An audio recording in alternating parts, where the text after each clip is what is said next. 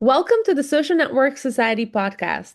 The Social Network Society is a community aimed to foster meaningful connections among scholars engaged in research, teaching, and practice of social networks. In this podcast series, we'll spotlight recently published peer-reviewed articles and uncover more about the fascinating world of social networks through the lens of authors. We will also engage in discussions with faculty regarding their experiences teaching social networks to diverse audiences, work-life balance, navigating the job market, and more. This podcast is brought to you by the Social Network Society Communications team and is sponsored by the University of Massachusetts Amherst. Your hosts today are Tomova Shakur, Assistant Professor in the Management and Leadership Department at Texas Christian University, and Jason Ross, Assistant Professor of Management at Western Carolina University. The topic of the podcast will be practitioner-oriented. We have the privilege of talking to three very accomplished industry professionals, Valdis Krebs, Greg Pryor, and Jesse Fagan.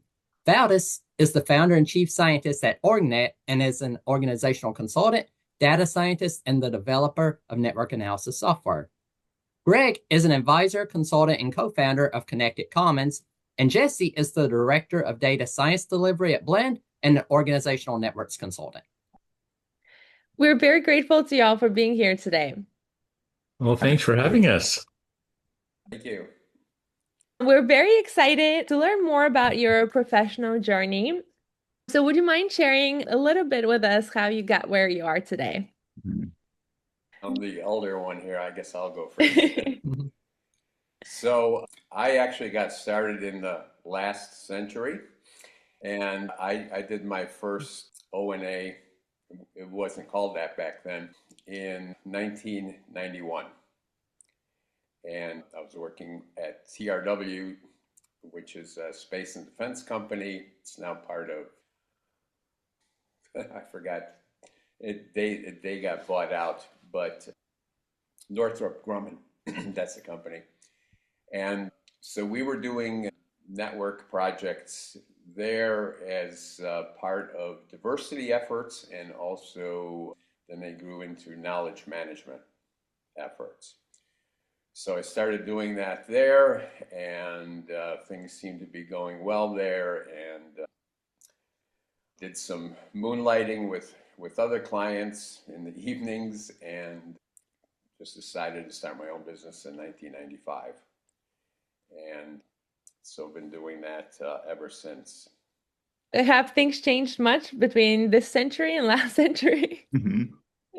Yeah, well, pretty much. I started out just focusing on organizations, on corporate projects, but probably the last 20 years I've been doing a little bit of everything from mapping the spread of diseases to doing marketing, to doing criminal terrorist networks, all sorts of other places that we can apply network analysis.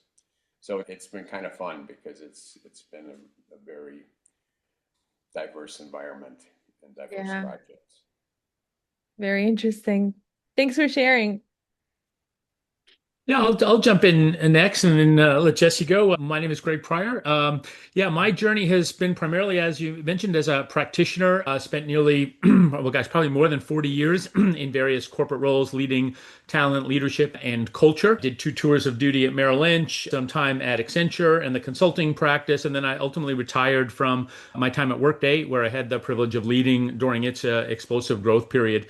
I'll share maybe just my entree into social network science. I was at Juniper Networks at the time, leading the organization at that, leading talent and leadership.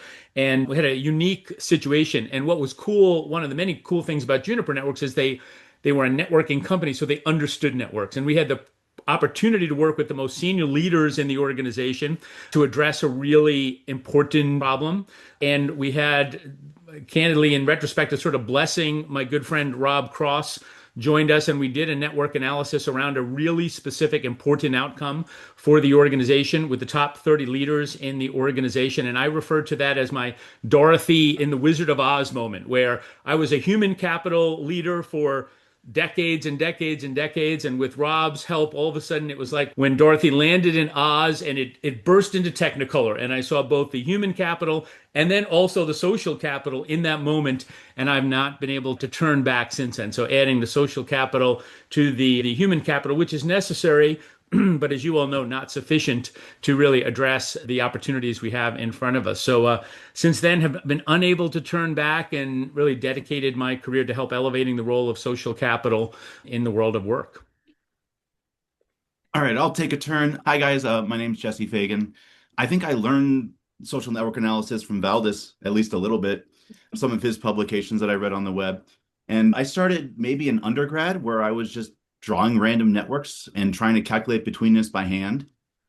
And then I ended up going into sociology, and I did my doctorate at the Links Center for Social Network Analysis with Steve Borgatti and Joe LaBianca and others, and just connecting with the whole world. The whole world would come to like Kentucky about every year for that workshop, and got a really good opportunity to kind of like link up with the whole world every year. So I went on to do teaching for a while. So I was at the University of New Mexico after that, and then at the University of Exeter in the UK. And then I just, I don't know, what is it? I don't really like publishing. I don't like the editorial process. I just couldn't stand it anymore. I decided I like building stuff. I like creating things. I like working with people, not necessarily writing papers and getting them published. And so I decided to go into consulting. So right now I work at a company where we do data science consulting on a regular basis. My focus right now is in LLMs and agentic AI. There's a couple areas where I have done very bespoke network analysis, but nowadays organizational change around agentic workflows is probably like a huge growth area for networks and trying to understand how the organization changes. And so that's been a big part of the work that I've been doing lately, is trying to understand organizational change when we start automating processes or changing how work actually gets done. Yeah, Jesse, do you mind sharing a little bit more about the transition? You being in like a large organization after being an academic. Um, yeah, how do I say it? So there's satisficing happens all the time, right? So a lot of the work that we talk about structural holes, betweenness, silos, like they're all very real. So I work with a lot of companies where I am. So like we work with large companies all around the world, and we have our own, of course. And you can see just networks play out on a live basis. And you work with the sales team and you see how they actually get contacts with people. You talk to people and where they came from before in the organization is they were friends with somebody and that's how they were hired. Yeah. So Grant and Vetter holds strong. Bird is holding strong. I just see all this stuff playing on a day-to-day basis. My transition felt a bit like, how do I describe it? I was constantly in awe a little bit. I felt like I'd studied organizations quite a lot, and then to actually be in there and interacting with C-suite teams and technical teams on a regular basis was I was it's like you read about something, like you read about Paris, and then you finally go to Paris and you see it for the first time. I felt like that very frequently here at this company. And I to me, I feel like almost doctorates, if you're getting a doctorate, if you're studying business, it's really useful to be in it for a while. I feel like I understand a lot of what I learned in academia much better after I spent some time actually as a practitioner working within the organization, trying to get things done, coming up with an idea and trying to recruit people to your concept and coordinate across these functions. The other thing is, as a professor, you're expected to do everything. You're kind of like up and down. You're supposed to be the publishing, you're supposed to be teaching, you're supposed to be interacting with the community. When you're working in a company, when you're in a business, it's much more functional. It's much more like there's a group that handles that for you. There's a team that's been built for that. And so that's a little different, I felt as well. And I might have some other thoughts about the difference between academia and practitioner or consulting life later. We'll see where it goes. It's not true if you're a solo practitioner. Yeah. You're back to being, one man band doing a little bit of everything, which is kind of fun. Yeah. Very insightful. Thank you. How does your work as practitioner change the way you interpret networks research? Yeah, I'll start out and love to hear the other comments.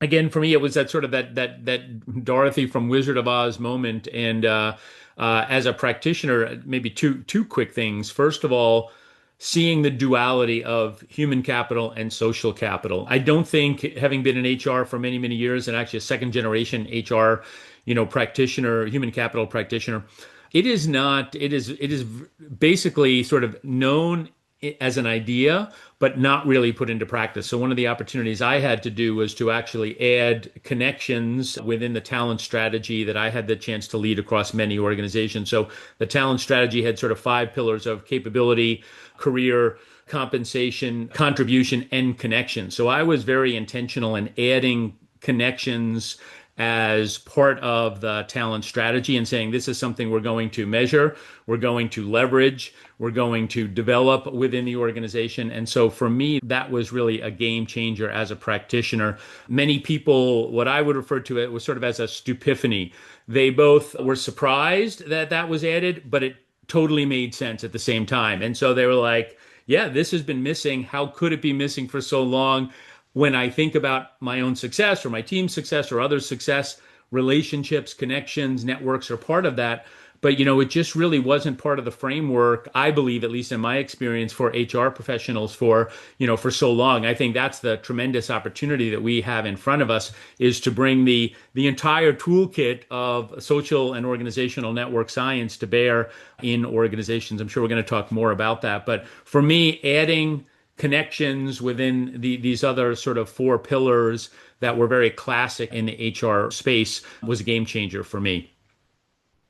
Yeah, it's funny. When I started my own business, I thought that 80 to 90% of my clients would be HR. And it turned out to be exactly the opposite. No, I had maybe 10 to 20% HR clients, because I'd go to conferences and I'd talk about networks and I'd show various examples, and HR people are like, yeah. But when it came time to do something, it was like, well, just they just didn't do anything. And I remember being an HR person, a lot of the conversation was always like, boy, as an HR person, we really want to be at the table, be at management table and talk about important issues and so on. And I was like, okay, folks, here's a way to do that, with network analysis. And you just have to put one foot forward and get started. But it was real difficult. So most of my corporate clients were like general managers and higher level people. In small and medium businesses was a CEO. And so, yeah, HR was usually there in the room to provide some data or something, but they didn't have much to say.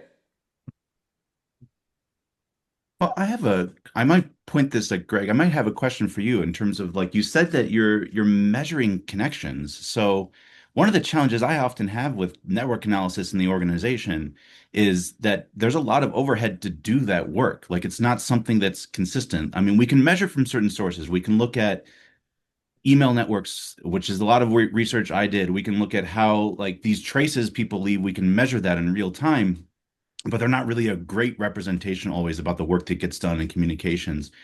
I think one of the biggest challenges I've had is the work to do network analysis, to educate people on how to use it and leverage it, means that it often, I don't really see it. Like, where is it in the organization? Like, we see certain things. Like, I can get into Outlook right now, and if you open up a person's page, it says who else they work with, which is helpful.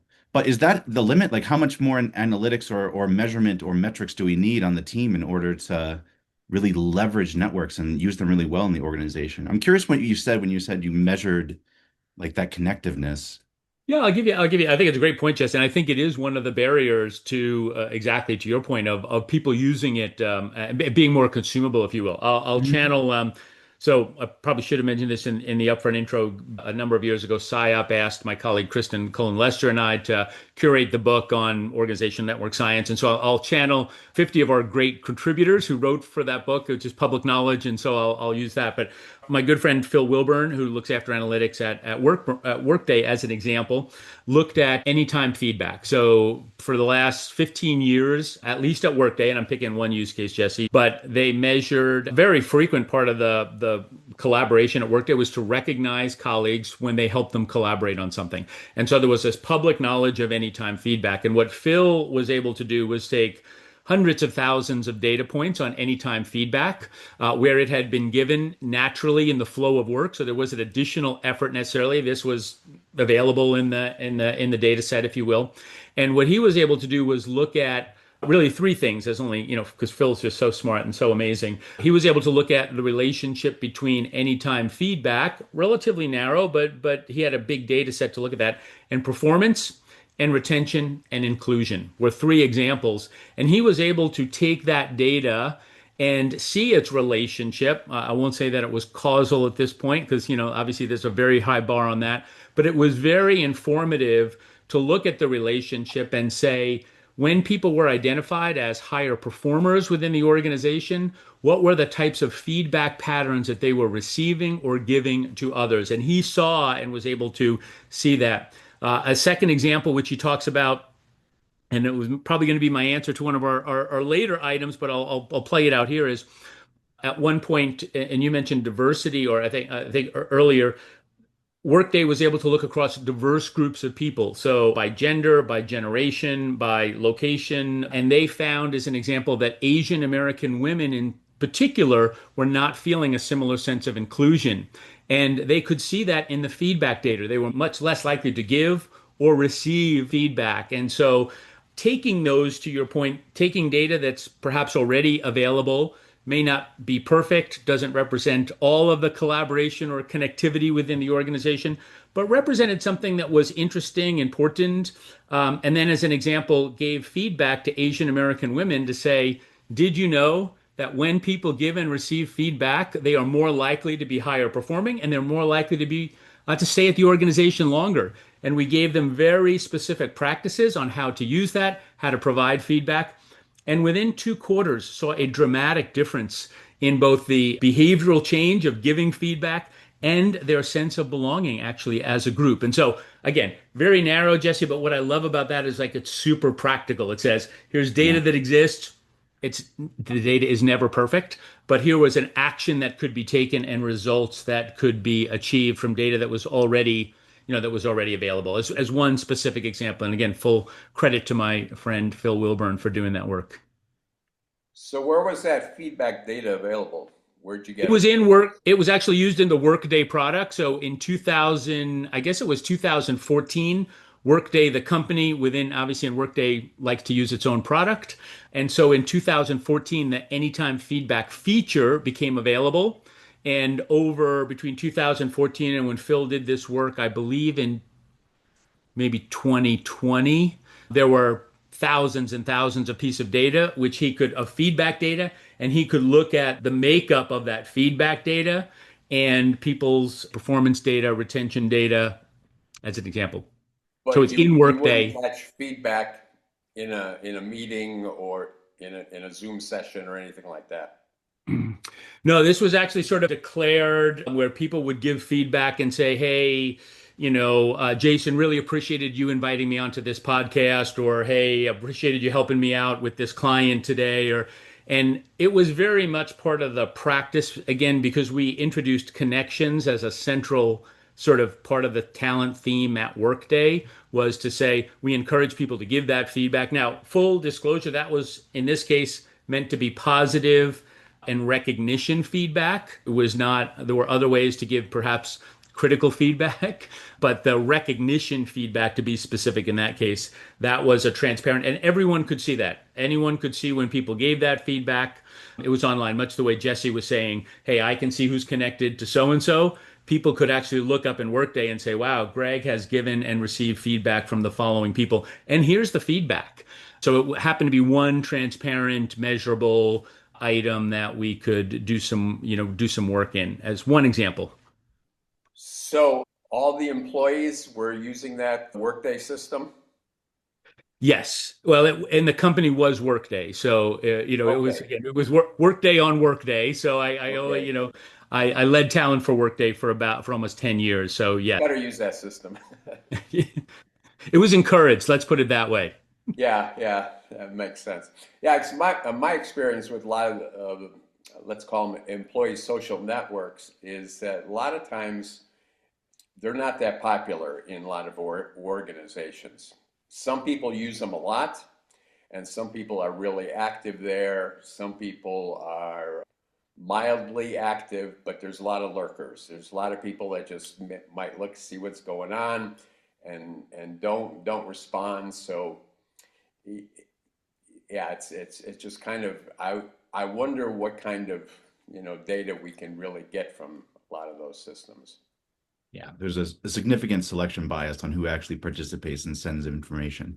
It's something like peer review is like, I think, a great source of network data. So we've done that recently, or a couple years now. Like we've been tracking internally who's reviewing who and like the scores they give, and you can see kind of like relationship in the organization and who is really like core to like training and really making sure that people are included and in really being a source of the culture for the organization. Like you can really find those individuals that way. Jason, do you want to take a stab at this? How does your work as a practitioner change the way you interpret network research?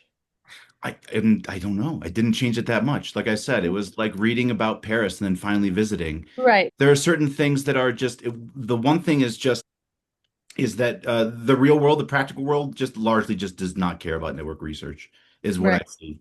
They like the practical advice, like how to connect and how to build a network and the importance there. But in terms of like the theories and such, like there just isn't, it's not like how people get obsessed with physics and they all think they're physicists.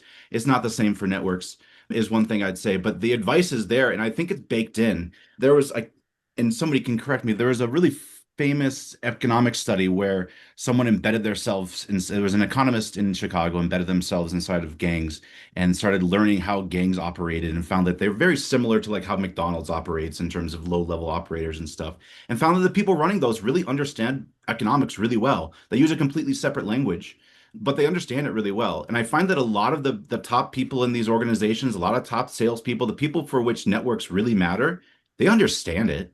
They get it. They wouldn't be able to name the theory or tell you what a node or a vertex is, but like they're on top of it, is what my experience has been. That's interesting that the gangs would know that. When we were looking at terrorist networks, everybody was wondering, well, what does a terrorist network look like? And everybody thought, well, they're different because they have to hide, they have to be secretive and all that. But it turns out the terrorist networks are project networks just like anywhere else. Yeah. And so I have this one slide that I show in some of my talks. I show this project team from IBM, and then I show a terrorist network. And I ask the audience, tell me which one's IBM and which ones are the terrorists. And I get like 50-50 response because everybody's just basically guessing, flipping a coin. Yeah. Tio, can I build on Jesse's point, because I think he's spot on in all that he just said. And so for me at least, in thinking about as a practitioner, and I'm sort of the opposite.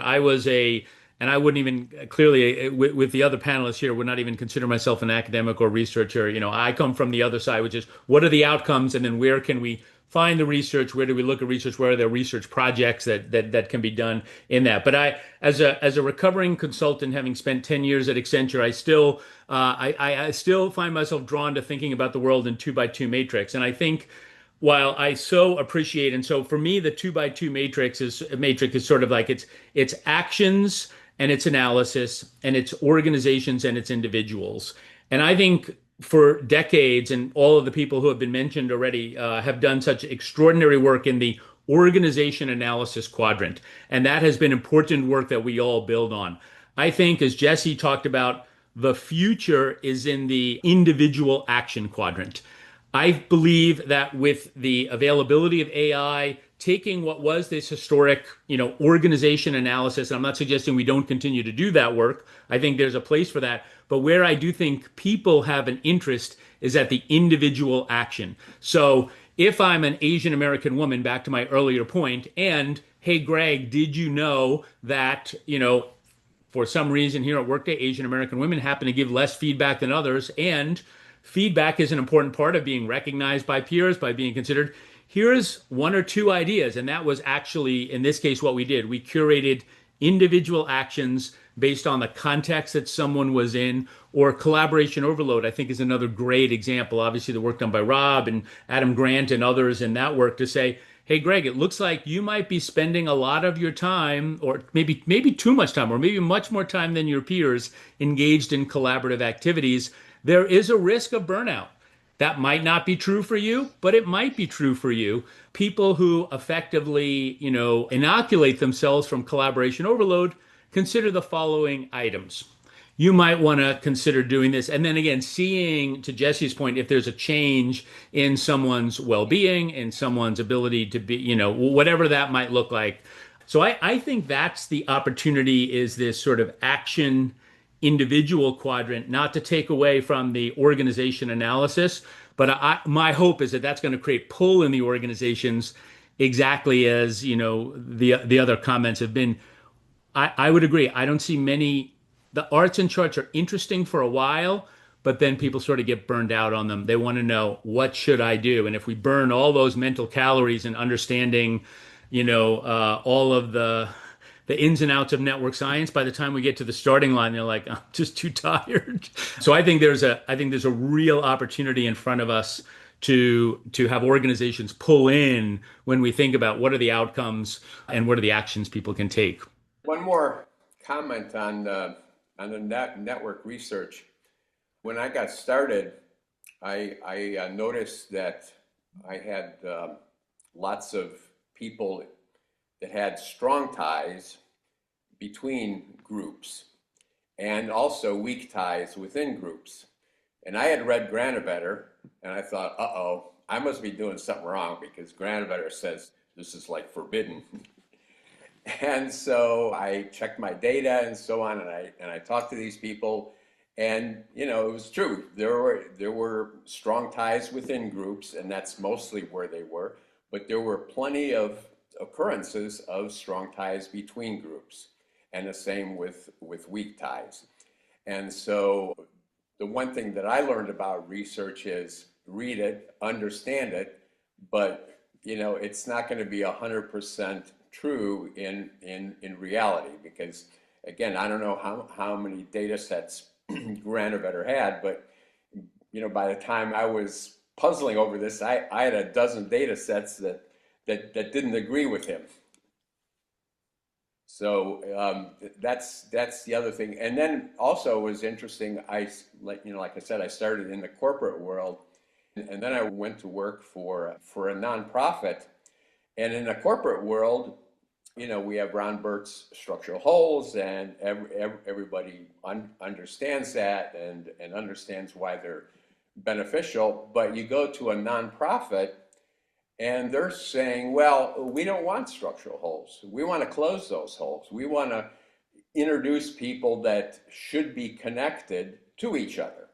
And so we want to close those triangles, and we want to, we don't want to be that person that's in between that profits from the, from the structural hole. So again, it depends on kind of who you're working with too, whether one set of research or another set of research is more aligned with their vision of how they want things. Interesting. Building on Valdis's point, is there something that academics fundamentally misunderstand about real-world networks? Well, I'll tell you guys a funny story. So I was working with a client, and we were looking at project teams in this organization, and like the project manager that had multiple teams reporting to him had all of his project managers in the room, and we were looking at the network analysis, and he looked at the network and he said, oh, here's this project team and that project team. They don't really work on the same thing, but they work for the same client. So they should probably have some communication. There was no communication between the two teams. And he turns to me, he goes, Valdis, who should we connect in both project teams so that there's a bridge of communication between the two teams? And back then I was a big believer in Freeman's centralities. And so I said, okay, And I found out, the person had the best closeness score in one project team, person had the best closeness score in the other project team. And I said, these are probably the two people we should connect. And neither one of those people had too many connections. So, so the project manager says, okay, great. We'll have those two people connect and let's go on. And in the back of the room, somebody slowly raises their hand and says, I don't think that's going to work. And everyone's like, well, why not? We just used this fancy software that calculated the best connections. Why isn't that going to work? He goes, well, because I've worked here longer than most of you in this room, and I remember when those two people that you want to connect were married, and now they're not. And they had an awful divorce. They are not going to talk to each other. And then someone else in the room said, oh, well, I heard that, one of the people and this other person that's also in this other project team now have started the carpool. And so this was in Los Angeles where everybody carpools. So maybe those should be the two people that share the information between the projects, because they're already sitting together for hours in traffic jams, waiting to get to work or waiting to get home. So the one thing that I learned from that is that whatever we learn in our textbooks and what's in our software and all that, again, there's more to it. If we don't know the context, if we didn't know the history of those two people not being able to get along, we would have gone ahead and just connected them and then all of a sudden wondered why isn't this happening? And so, yeah, it's so important to have that inside view. So when I talk to people, I tell them I'm an outsider, and I'm not going to tell you how to run your organization or who should be connected to whom. But I'm going to help you decide how that should happen and see that, because you know more about this organization than I ever will, or that McKinsey or Accenture or anybody ever will. So it's that's that whole thing of context and history of a social network is just so important, and I don't think we always take all of that into account. It's a great point. Great advice. What else would I add? I think academics kind of have a good idea about how social networks and human networks work. I think what they're trying to do, so a lot of what academia is focused on is trying to understand theory. You're trying to build on theory. That really is your objective. You're trying to use theory to make hypotheses, and then you go out in the world and you try and test them. And the theory is very helpful to understand and explain how things happen. But I would, as Valdis would say, or Valdis was mentioning, like I wouldn't confuse the map for the territory. Like the actual, like the map you draw is really dependent on the segment, the slice you take, the data that's reported. You're asking about like, if we do a network of peer reviews, right, where you're only giving positive hits, like you're not seeing the negative ties that might exist. And one of my advisors, Joe LaBianca, that was his huge focus, was like figuring out who doesn't like who. And that is about as important as who likes who. And there's a huge indication. Negative ties are a huge flag of problems in the organization. You can identify problem areas very quickly by looking at negative tie networks. But like they're largely excluded because they're difficult to ask. Like, who do you not like? Who would you prefer not to work with? Is a little bit harder question to ask a lot of people than who you like and who you're friends with. But what I'm trying to say is like it's really dependent on the data you collect. And the academia is more focused on theory than it really is focused on like how to improve. And a lot of academics will go in and do a study but they're gone. They leave that organization never to come back. Whereas the people there, they have to live with it, keep going, and they have to build on that. Right. We as consultants go in and talk to the client about the network. About it. We Yeah. don't just do the analysis and leave.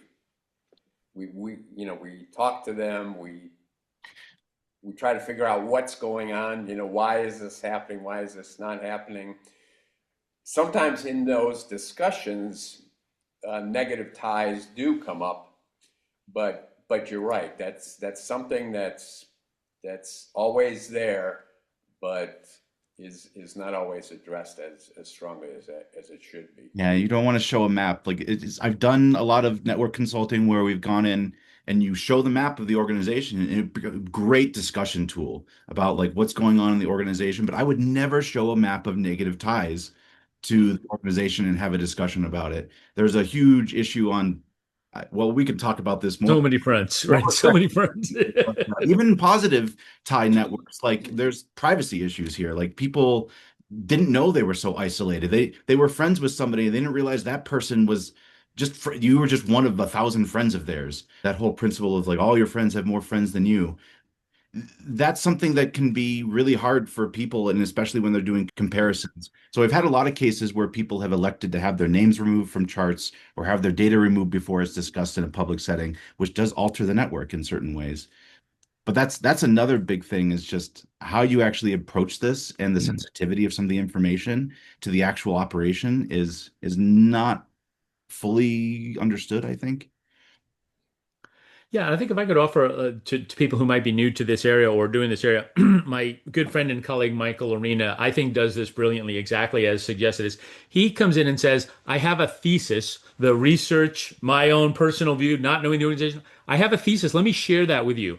But I'm not. He brilliantly and very intentionally does not say, "This is what I see. This is what I know. This is the answer. This is what's happening." He said, "From afar, here are some of the things. Could you tell me what you see? Could you react to these ideas?" And so going in without that certainty, because we never have it, even if we think we have it, being informed by some of the research would tell us this. I have a thesis about that. Could I get your reaction? Use it as a discussion starter. Very often something even more important will be surfaced as you start that discussion. But I 100% agree with Jesse on that as well. Be very cautious to start with, this is the answer. This is what the science, I love that. But until they were married, yeah, it was all good until the divorce. You just don't know. And Yeah. being open-minded, having a growth mindset, seeing this is what might be possible. The research might tell us this. It allows a group to be open and certain and provide that space to say, well, let me give you an interesting story about that. And that story is probably more valuable than the original piece of insight you were sharing. So yeah, be cautious of being overly certain. And as Valdis says, it's in the context. This group may have been very different context than the original research was done, and you're going to learn something in that moment. But be open to hearing others and what they have to say. Yeah, so I think to kind of wrap that up is that it would be good if academics followed up more with their analysis with the folks they've just analyzed, to talk to them. What do you folks think? Take Michael Arena's approach. What do you folks think? This is what we found. What do you think? What's going on? How do you interpret this? Yeah, absolutely. Be curious, be inquisitive. Part of Yeah. the organization. Yeah, exactly. Yeah, Great advice. Gotti, he'd call it the ethnographic sandwich, in that you go into an organization and do ethnography and the qualitative research to start.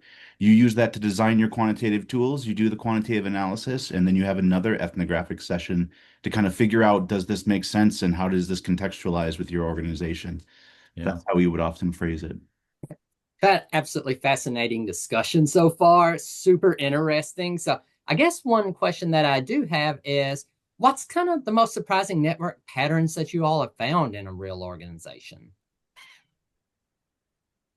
Things that you didn't expect, basically.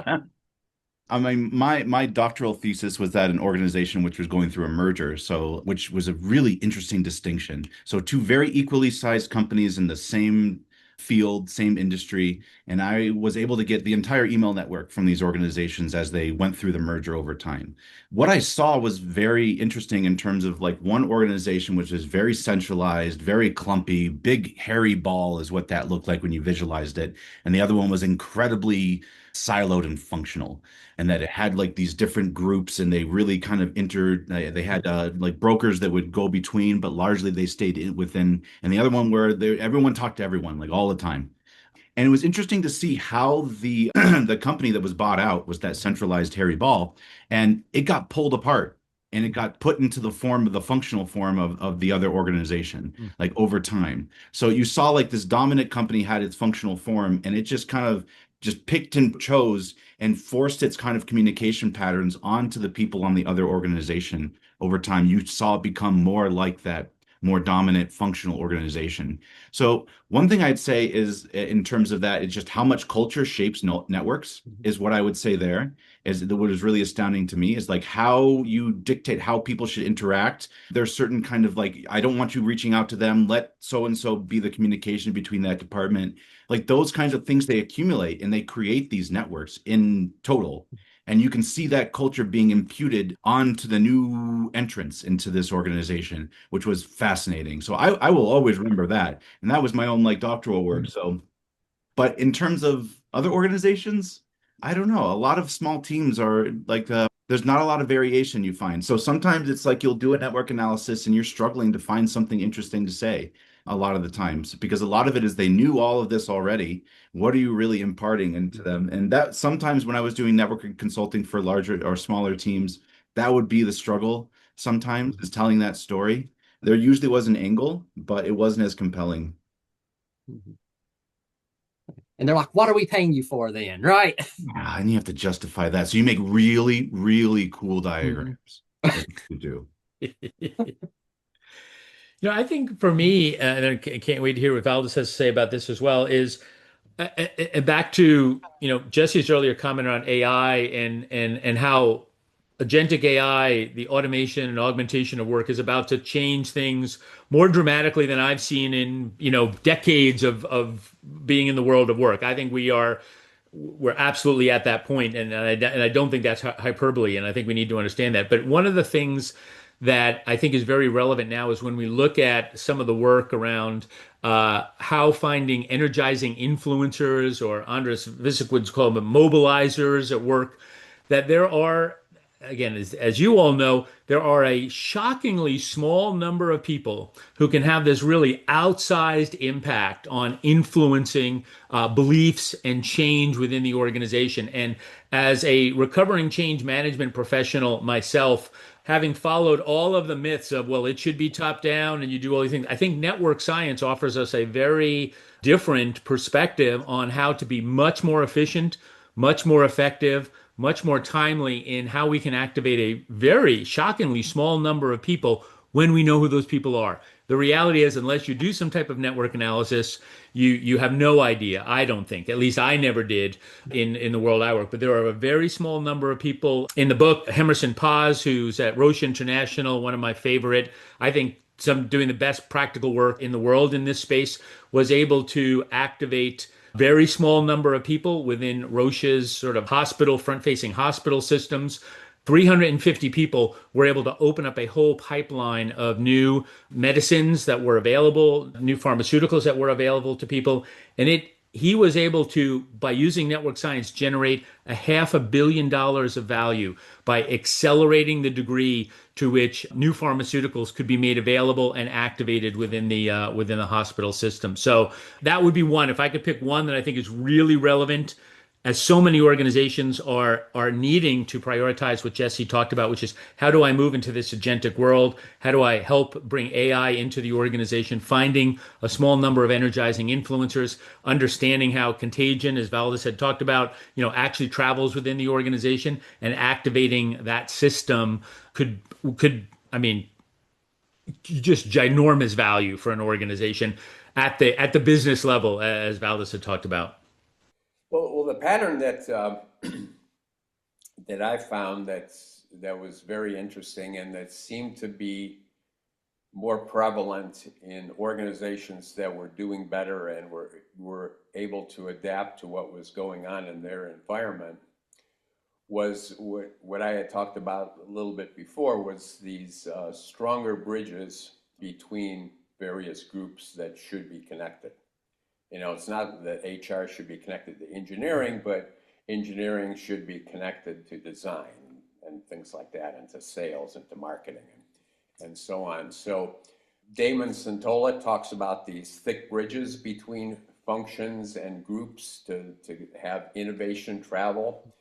And I found same thing in organizations that are more responsive, productive, innovative, also have those thick bridges in there. So there's not just, one connection, one bridge between two functions. There's multiple bridges, and those people that connect those also know each other. So it's almost like a clique that's a bridge between these functions. And that helps information and knowledge and ways of doing things travel, because now you're hearing that from someone that you know, someone that you trust, someone that's a part of your little group. You're not hearing it from, some stranger, some expert in another department that says, do X, Y, and Z. So it's those thick bridges tend to be found in organizations that are doing better. Awesome. Thank you all. And this is the last question that we actually have. So I'm curious, how has your all's experience as a practitioner changed how you go about building your own relationships? I mean, I think, I would say it's a great question. I would say I learned something new almost every day, again, from the research perspective, as was earlier discussed, that I can take and say, what does this look like in my real interactions?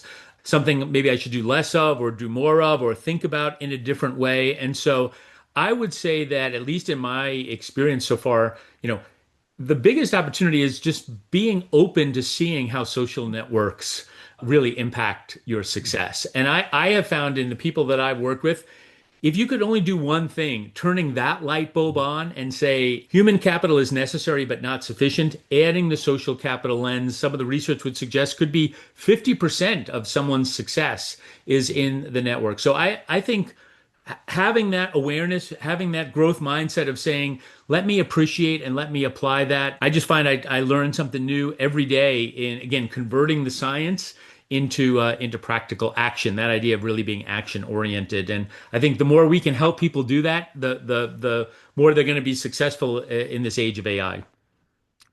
Yeah, I think that I agree with that. I think that I feel successful when my clients become network thinkers.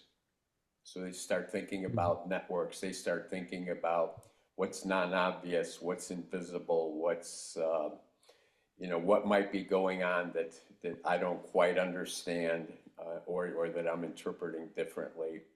Again, I have another story about this IT guy that was never at his desk, and the CFO kept walking by the desk and wondering, why is this guy never at his desk? Why isn't he working? And he would walk out in the office and he would see this guy always with a bunch of people around and talking and showing things on a computer screen. So his initial response was, well, this guy's just a social butterfly and maybe we don't need him around. Well, the truth was that company had just put in a new ERP system, and that IT guy had known that system in his previous job and was the company expert. And without him being a social butterfly and being around, that company would have ground to a halt. And it was good because a lot of IT guys aren't necessarily the most social people on the planet. And so, they might say, well, that's not my job. I wasn't hired to support the ERP system. I'm not going to do it. But this guy, when he realized that people needed help, he stepped out and did it, not realizing that the CFO was looking at him going, who is this guy and why is he never at his desk? So, it's it's getting people to understand, why interactions happen, and that some interactions that are happening are not necessarily bad, but are good. And this IT person was helping the company survive with this brand new software that they weren't comfortable with. Absolutely. I think that one thing I've learned is just the way that organizations have changed in the last 5 or 6 years, much more online as we're doing right now. And because of that, you have to be much more deliberate about how you build networks. Before they were they would happen because there was a candy dish at somebody's desk or a water cooler or something. Like that's where like networks would, bridges would be created. But now people generally stick to like you interact in meetings, you schedule interactions for the most part, which introduces a lot of challenges in terms of like this breaks how organizations were building networks before. Before it was very natural. There's a very organic process to developing a network, and it kind of self-selected. Like the connections that provided value would stick around, the ones that didn't really get formed, and the organization would kind of emerge and create a network that was positive. I found that I had to be a lot more deliberate. So like in my own networks, I'm finding like I need to talk to this person. I'm not getting an opportunity. You have to schedule like a meeting with that person, do a one-on-one.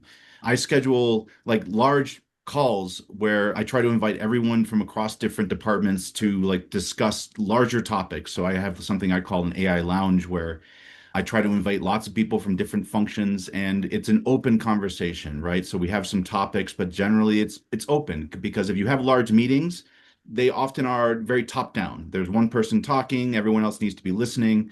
But I tried to make sure that there's rules in place so that people, the raise hand feature is something we can use. The chat is something that is very useful.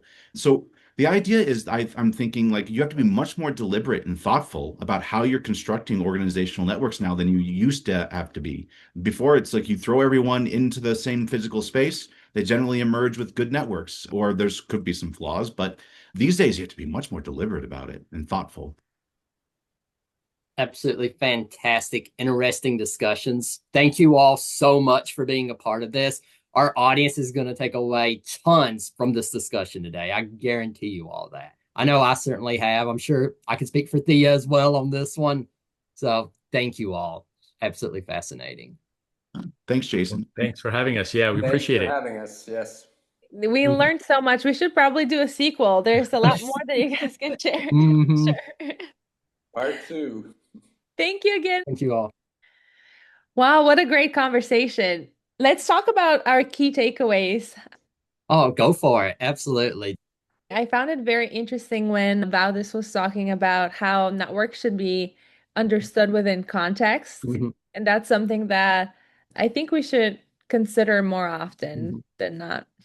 Oh, absolutely. I completely agree with that. Right, like all the network science that we can possibly do for it, right? All of our nerdy stuff, all the math, all the equations that we normally put out. That one example. Oh, these are the two people that would be closest. We should put them to work. Oh, they've been divorced and it was nasty. Completely eliminates everything that we've ever done at that point. I just thought that was such a key takeaway, that you have to think about like agency and networks and things like that. The individual aspects of it, I thought was just absolutely huge. Yeah, I agree.